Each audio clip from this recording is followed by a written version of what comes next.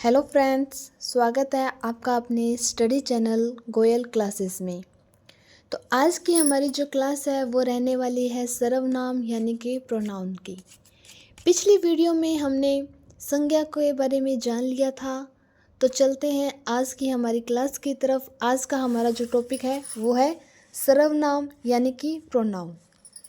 अब देखो, सर्वनाम जो शब्द है वो किससे मिलके बना है? सर्व प्लस नाम। सर्व इसमें उपसर्ग है, नाम इसमें रहेगी धातु। सर्व का अर्थ होता है सबका, सर्व यानी कि सबका, सभी का, और नाम मतलब नाम ही।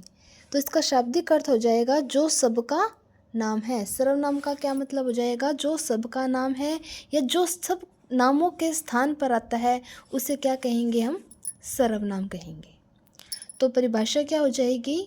वे शब्द जो संज्ञा के स्थान पर प्रयुक्त होते हैं सर्वनाम कहलाते हैं। अब आपने देखा होगा कि जो सब नामों के स्थान पर आता है उसे हम क्या कहते हैं? सर्वनाम। और सभी नामों को हम क्या कहते हैं? संज्ञा। तो परिभाषा क्या बन जाएगी? जो संज्ञा के स्थान पर प्रयुक्त होते हैं उन्हें ही हम क्या कहते हैं? सर्वनाम कहते हैं। अब बात करते हैं संज्ञा के स्थान पर सर्वनाम क्यों, कि संज्ञा के स्थान पर सर्वनाम क्यों आता है। तो किस लिए संज्ञा के स्थान पर सर्वनाम का उपयोग किया गया है? भाषा को सरल और आसान बनाने के लिए सर्वनाम का उपयोग किस लिए किया? कि इससे भाषा सरल और आसान बन जाए। और दूसरा, संज्ञा की पुनरावृत्ति का विरोध के लिए, यानी बार बार संज्ञा की आवश्यकता ना हो, बार बार संज्ञा की पुनरावृत्ति हमें नहीं करनी पड़े, इसके लिए सर्वनाम शब्द का उपयोग किया गया। बार बार पुनरावृत्ति कैसे? अब मान लीजिए किसी का नाम है, राम नाम ही है, मान लो राम के बारे में हम कोई बात कर रहे हैं कि राम स्कूल जाता है, राम डेली स्कूल जाता है, राम पढ़ाई में बहुत अच्छा है, राम बहुत होशियार है, राम के बहुत अच्छे मार्क्स आते हैं। तो इस जगह पे हम क्या है? बार बार संज्ञा की पुनरावृत्ति कर रहे हैं। संज्ञा इसमें कौन है? राम है। पुनरावृत्ति कैसे हो रही है? बार बार हम उसका नाम है वो दोहरा रहे हैं कि राम ऐसे है, राम वैसे है, राम ये करता है। तो इस चीज़ की बार बार पुनरावृत्ति न हो, इसके लिए क्या यूज़ किया गया है? सर्वनाम का उपयोग किया गया है। ठीक है। अब बात करते हैं सर्वनामों की संख्या की, कि सर्वनाम कितने हैं। तो मूल सर्वनामों की संख्या कितनी है? 11 है। और कुल सर्वनामों की संख्या भी पूछ ली जाए तो वो भी क्या रहेगी? 11। यानी आपसे क्वेश्चन में पूछ लिया जाता है कि मूल सर्वनाम ये कुल सर्वनाम उनकी संख्या कितनी है, तो राइट आंसर क्या रहेगा? 11 रहेगा। अब ये सर्वनाम है जो वो कौन कौन से हैं? जैसे मैं, तुम, आप, यह, वह, जो, सो, कोई, कुछ, कौन, क्या, ये सब क्या है? सर्वनाम है।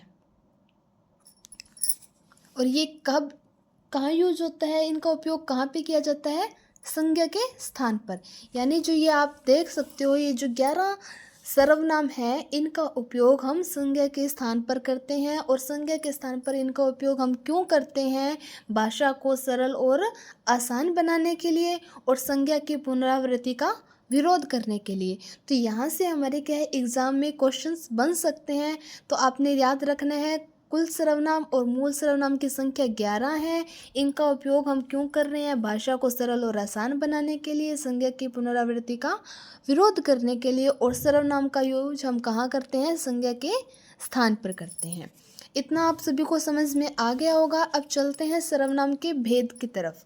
तो सर्वनाम के भेद या प्रकार कितने होते हैं? तो सर्वनाम के 6 भेद होते हैं। कौन कौन से? पहला, पुरुषवाचक सर्वनाम। दूसरा, निश्चयवाचक सर्वनाम। तीसरा, अनिश्चयवाचक सर्वनाम। चौथा, संबंधवाचक सर्वनाम। पांचवा, प्रश्नवाचक सर्वनाम। और छठा, निजवाचक सर्वनाम। ये सर्वनाम के 6 भेद हैं। अब आते हैं पुरुषवाचक सर्वनाम पे। तो पुरुषवाचक सर्वनाम के भी 3 भेद हैं। कौन से? उत्तम पुरुष, मध्यम पुरुष और अन्य पुरुष। तो इन सभी भेदों का हम एक एक करके अच्छे से विस्तार से जानेंगे। तो चलते हैं सबसे पहले हम पुरुषवाचक सर्वनाम की तरफ। तो पुरुषवाचक सर्वनाम किसे कहते हैं?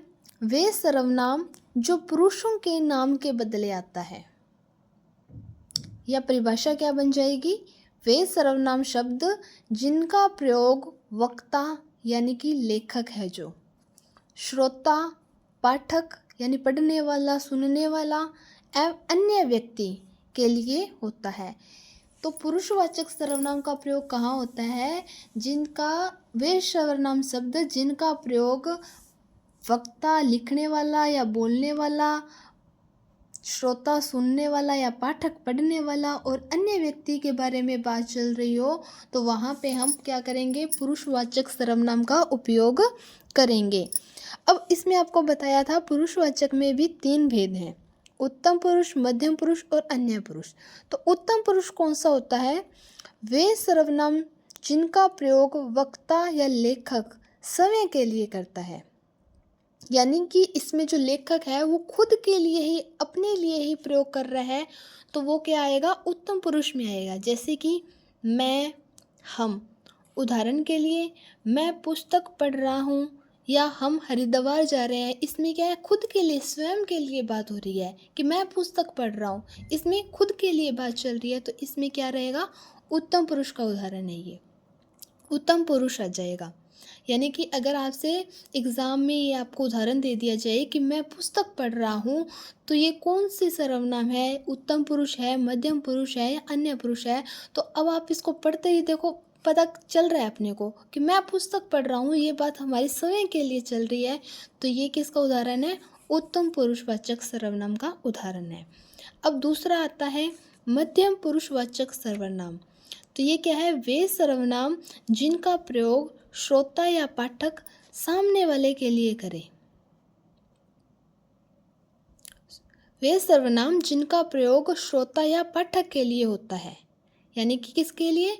श्रोता, सुनने वाले या पढ़ने वाले के लिए होता है, या ऐसे कह दो कि सामने वाले के लिए जिसका यूज होता है वो मध्यम पुरुष में आता है। उत्तम पुरुष में स्वयं के लिए, मध्यम पुरुष में किसके लिए रहेगा? सुनने वाले के लिए या पढ़ने वाले के लिए या सामने वाले के लिए हम इसका क्या है? प्रयोग करेंगे। जैसे कि तू, तुम, आप। अब आता है अन्य पुरुषवाचक सर्वनाम।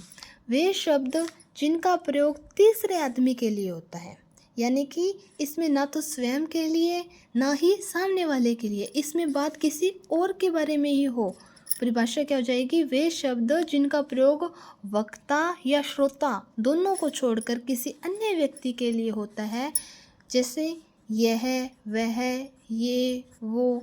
तो ये किसका उदाहरण रहेगा? हमारा अन्य पुरुषवाचक सर्वनाम का उदाहरण रहेगा। अब ये आपको पुरुषवाचक जो सर्वनाम है वो समझ में आ गया होगा। पुरुषवाचक में क्या था? 3 भेद थे, उत्तम पुरुष, मध्यम पुरुष और अन्य पुरुष। उत्तम पुरुष किसके लिए यूज होता है? हमारे स्वयं के लिए, यानी स्वयं के लिए जिसका हम प्रयोग कर रहे हैं वो हमारा उत्तम पुरुष में आएगा। मध्यम पुरुष सामने वाले के लिए, श्रोता के लिए जो हमारी बात सुन रहा है, और अन्य पुरुष किसी और के लिए। उत्तम पुरुष मान लो स्वयं मेरे लिए, अब मैं कोई काम कर रही हूँ या मैं बोल रही हूँ, अपने बारे में बता रही हूँ, तो मैं किसका उदाहरण रहूँगी? उत्तम पुरुष का। मध्यम पुरुष कौन सा हो जाएगा? जो मैं किसी से बात कर रही हूँ, यानी जो मेरी बात सुन रहा है वो मध्यम पुरुष है। और अन्य पुरुष कौन सा हो जाएगा? कि मैं जिसके बारे में बात कर रही हूँ, यानी मैं मेरी और जो मेरी बात सुन रहा है उसके अलावा किसी की बात कर रही हूँ, वो हमारा रहेगा अन्य पुरुष का उदाहरण। तो इसी के साथ आज की हमारी जो क्लास है वो हम यहीं पे समाप्त करते हैं। आगे के जो भेद हैं, निश्चयवाचक, अनिश्चयवाचक, संबंधवाचक, प्रश्नवाचक और निजवाचक, ये हमारे 5 भेद जो रह गए हैं वो हम हमारे सर्वनाम के अगले पार्ट में करेंगे। आज के लिए इतना ही। इसी के साथ आज की हमारी जो क्लास है समाप्त होती है। मिलते हैं हमारी अगली वीडियो में। तब तक हमारी वीडियो को देखते रहिए। लाइक, शेयर और सब्सक्राइब करना न भूलें। धन्यवाद।